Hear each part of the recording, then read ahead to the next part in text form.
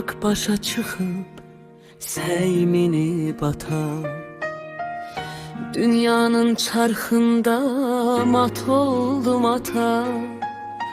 Görmedim yorula, sızıltım yata. Yokuşum enişim düz olup kalan, yürekler soyuyup buz olup kalan. Türkü divan grup aslan diz çökük, pelenk pişi olup çakkal gön sökük. Kartal gözlerinden kanlı yaş dökük, merhamet ocağda köz olup kalan. Yürekler soyuyup buz olup kalan.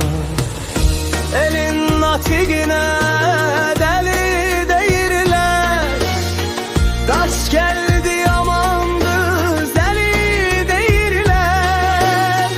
Dövletli olana beli değirler, yüz ilin karısı kız olup kalan.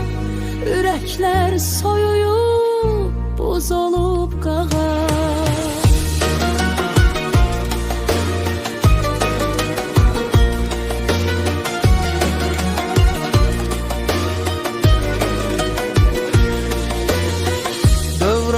Hüküm verip deliye seyer, sehavet merhamet çekilip göğe.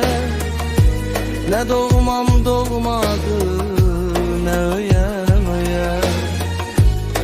İşimiz düzelip saz olup kalan.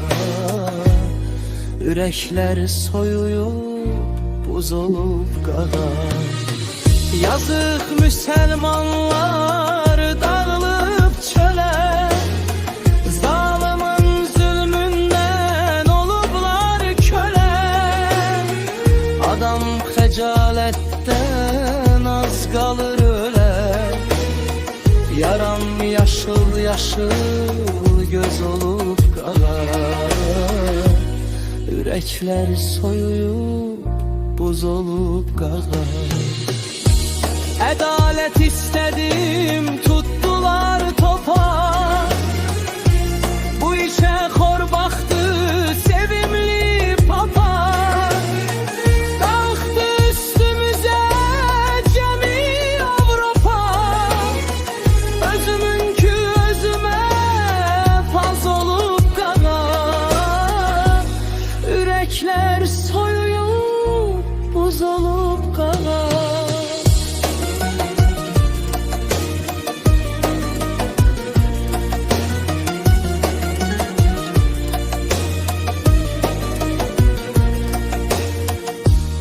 Karanlık zindanda yandırdım şamı, zehrim ara döndü ağzımın tamı.